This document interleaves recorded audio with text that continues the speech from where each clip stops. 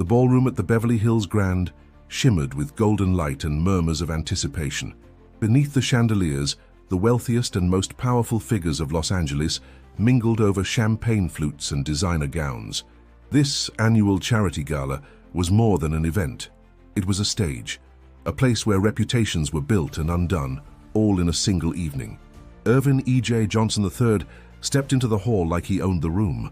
His confidence wasn't just in his stride, it was in the electric blue tailored suit, in the high heels that clicked defiantly against the marble floor, in the way his chin tilted just high enough to let the world know he saw them watching. And he didn't mind. Cameras turned, reporters straightened their ties, but EJ didn't flinch.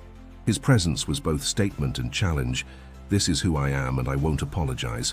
From across the room, Magic Johnson stood among a small circle of fellow NBA alumni. He was watching his son, not with the intensity of a basketball coach, but with the guarded pride of a man who knew just how cruel the world could be. His smile was quiet, but his eyes followed EJ's every move. And then, like a shift in wind, something changed. "E.J. Johnson," called out Marcus Dillon, a sleek, sharp-featured man known for his biting segments on conservative cable news. He strode forward, microphone already live, cameraman in tow. "Got a moment?" E.J. turned, still smiling. "Of course." The exchange started harmlessly, surface-level questions. The foundation's cause, the celebrity turnout. But then Dillon's tone dropped. "You're quite the standout tonight, always are. Does that ever make your father uncomfortable?" EJ's smile didn't break, but his eyes narrowed. "I don't think being yourself should make anyone uncomfortable." "Oh, but come on," Dillon continued, grinning now. "You're a 6'2" man in heels and diamonds. You don't think that's a bit much for a charity event about education?" From across the room, Magic's glass froze mid-air. EJ laughed lightly, though his voice carried a tremble. "I believe education starts with accepting people for who they are." "But do you ever worry," Dillon pressed, "that your image might overshadow your father's legacy?" "I mean Magic Johnson, Lakers legend, now known as the dad of the fashion prince." A few uncomfortable chuckles rippled through the crowd. Some turned away, others pulled out phones. The spotlight that once made EJ shine now felt blinding, suffocating. EJ stood tall, but his throat tightened. From the edge of the crowd, Magic set down his drink. He didn't speak. Not yet. But the people around him parted as he walked forward. Dillon continued, seemingly unaware, or perhaps too arrogant to care. "I mean, let's be honest. Do you really think you'd be here tonight if your last name wasn't Johnson?" That was the moment. EJ's lip twitched. His gaze dropped just for a second. Shame curled like smoke around his chest. Then, silence. The crowd hushed. All eyes turned as Magic Johnson stepped onto the platform, where his son now stood frozen. Dillon's words still hung in the air. Magic said nothing at first. He simply stood beside EJ, placing one large hand on his son's shoulder. The cameras zoomed in. Everyone waited, and in that pause the world held its breath. Years before that gala night, in the quiet of their Bel Air home, Magic Johnson had faced a different kind of arena, one where the opponents weren't rival teams, but fear, ignorance, and pride. When EJ came out as gay at age 17, it wasn't a press release or a social media post, it was a moment in their living room. EJ, voice trembling, eyes uncertain, had said, "Dad, I'm not who you expected me to be." Magic had looked at his son, same eyes, same grin, same fierce fire, and for a moment, the man who'd faced down thousands on the court found himself speechless. His world had been built on structure, on locker room codes and unspoken rules. This wasn't part of the playbook. There had been silence then too, and a long walk into understanding. But Magic had done what many fathers don't. He chose love over pride, over perception, over control. He read, listened, asked, cried. And over the years, their bond didn't just recover, it transformed. Tonight, as he stepped beside his son on that stage, those years were pounding in his chest. Marcus Dillon, unaware of the tide shifting around him, adjusted his blazer smugly. "I'm just asking questions. It's journalism, Mr. Johnson." Magic looked down at his son. EJ's shoulders rigid, his expression carefully held together. There was pain there, not just from tonight, but from a lifetime of sideways glances, whispers, and cruel laughter hidden behind polite smiles. Then Magic turned to Dillon. "You done?" His voice was calm, deep, firm. Dylan blinked. Excuse me? I asked if you were done humiliating my son in front of these people. The room stilled further, if that was possible. You're simply disrespecting a young man who's done nothing but stand here with grace and pride. EJ looked up. Just a little. Magic stepped fully between them. You want to talk about legacies? Let's talk about what a real legacy is. It's not just trophies and headlines, it's who you show up for, who you defend when it's hard, and who you raise to walk into rooms like this and be exactly who they are. The air thickened. Dylan opened his mouth again, but Magic's hand raised. Not in threat, but in finality. You don't get to decide what makes someone worthy. Not here, not now. He turned to the audience, voice rising. My son, EJ, is not just my legacy. He's my pride, my joy. And if you've got a problem with how he looks or talks or walks, you've got a problem with love itself. Gasps. A few claps. Then more. EJ stood straighter, eyes shining. Not with tears, though they brimmed, but with something else, relief, gratitude, power. Dylan stepped back, momentarily stunned. But Magic wasn't done. He faced EJ, his voice softening. Son, don't let anyone shrink you. Not tonight. Not ever. The crowd erupted. It wasn't just applause, it was vindication. A wave of energy that surged through the room, lifting the air, warming the cold edge left by Dylan's words. And for the first time that evening, EJ smiled. Not politely, not defensively, but fully, freely. Because in his father's eyes, he was seen. Not as an embarrassment, not as a mistake, but as a man worth defending. The ballroom buzzed, but inside EJ's chest, there was only a dull roar. After the applause, the crowd had resumed their drinks and chatter, but everything sounded distant, like echoes through a tunnel. Backstage, away from the lights and microphones, EJ sat in a velvet chair, fingers trembling slightly as he removed one heel to rub his aching foot. Magic stood a few steps away, silent, not because he had nothing to say, but because he knew sometimes space could be louder than words. EJ avoided his father's gaze. He wanted to be strong. He'd faced worse, hadn't he? The internet, paparazzi, even family friends who whispered behind closed doors. But something about being humiliated in public, on a night meant to celebrate compassion, cut deeper than he expected. Did I ruin it? EJ's voice barely rose above a whisper. Magic didn't answer immediately. He walked over, knelt down, and helped his son slip the heel back on. You didn't ruin anything, he said. You reminded people what real courage looks like. But EJ wasn't convinced. His mind spiraled back to memories he'd buried. A 7-year-old boy wobbling in his mother's heels, giggling until his father walked in, the joy evaporating instantly. That day, Magic hadn't shouted or scolded, but the quiet disapproval in his eyes had left a deeper mark. Back then, EJ murmured, I thought you hated me. Magic's hands froze, then gently rested on EJ's knees. I didn't hate you, son. I was scared. Of how the world would treat you, of what I didn't understand. EJ nodded slowly, but the weight in his chest remained. Just then, the backstage curtain fluttered. Marcus Dillon, visibly flustered and red-faced, was being ushered out by event security. But before disappearing, he turned and called out with forced bravado, Nice speech out there, Magic. Just remember, applause doesn't equal respect. People still talk. Magic didn't respond, but EJ did. He stood, shoulders squared. Let them talk. Dylan scoffed. You think you've changed anything tonight? EJ stepped forward. No, but I remembered something. I'm not the one who needs to change.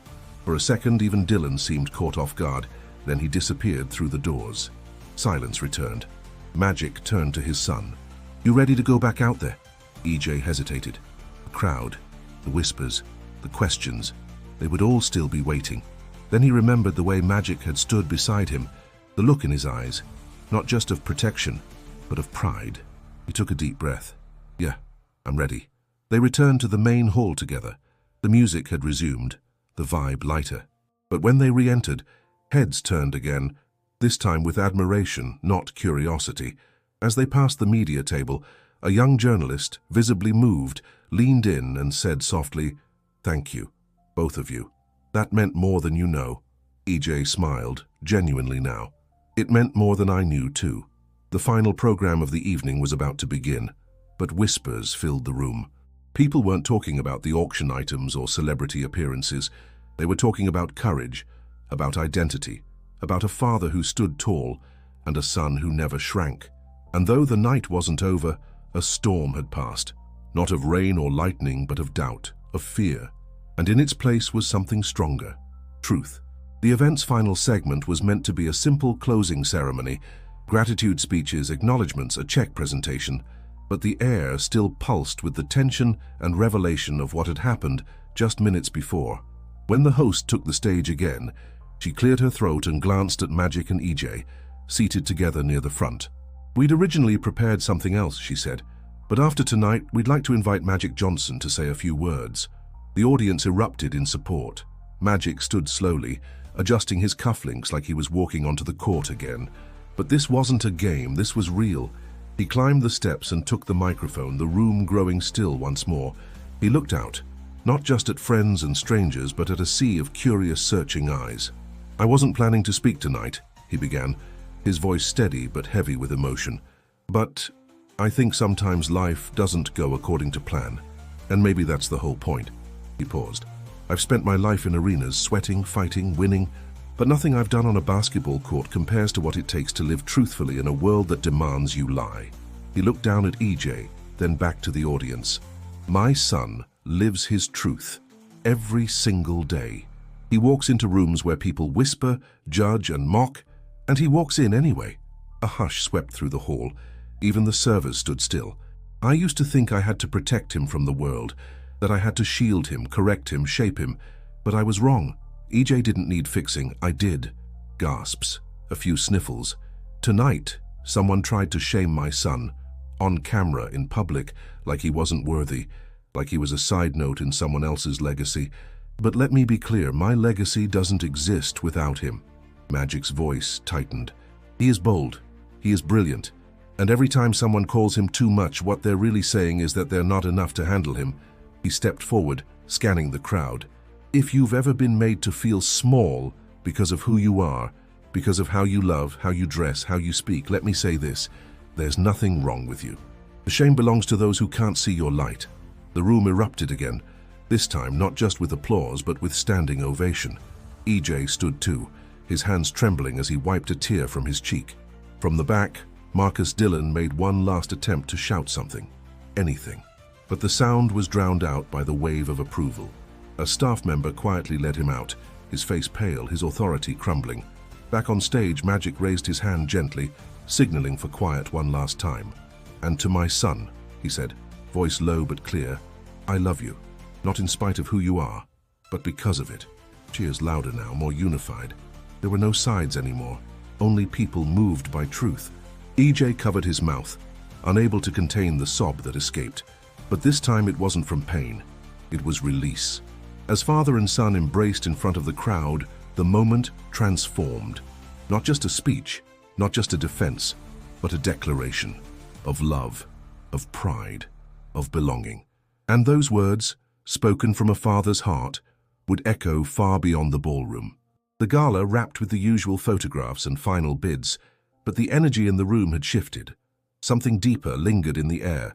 Not just the thrill of a successful evening, but the gravity of witnessing something real, something raw. Backstage again, EJ stood in front of a mirror, dabbing gently at the corners of his eyes. His makeup had smudged, but he didn't care. For the first time in a long time, he didn't feel like he had to be perfect, just present. Magic entered quietly, carrying 2 glasses of sparkling water. "No more champagne for me," he said, offering one to EJ. "I need a clear head to keep up with you." EJ laughed, the sound light and warm.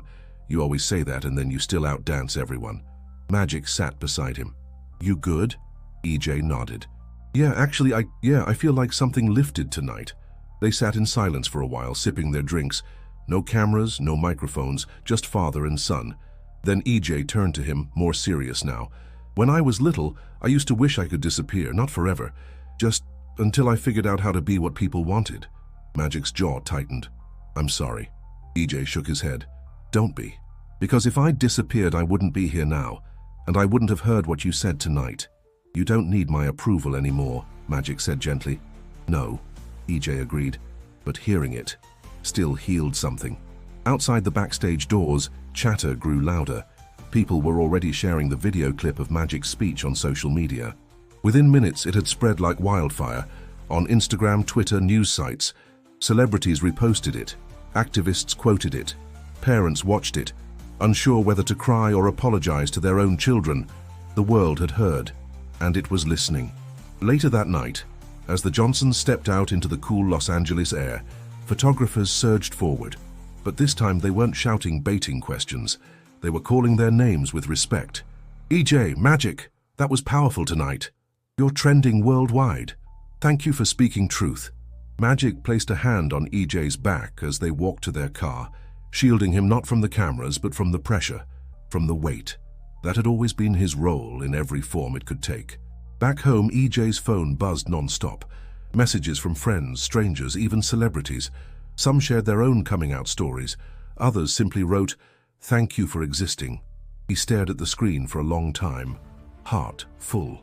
The next morning, news outlets headlined, "Magic Johnson defends son in powerful speech that left the room speechless." Videos of the moment played on repeat. And more importantly, conversations began. Around dinner tables, in classrooms, in boardrooms. EJ didn't become someone new that night. He simply became more of who he already was. And Magic? He wasn't just a basketball legend anymore. He was a father whose greatest assist wasn't on the court, but in the way he passed the light back to his son. If this story moved you, subscribe for more real moments that remind us of what truly matters. And don't miss the next video on screen. It's a story you won't want to skip.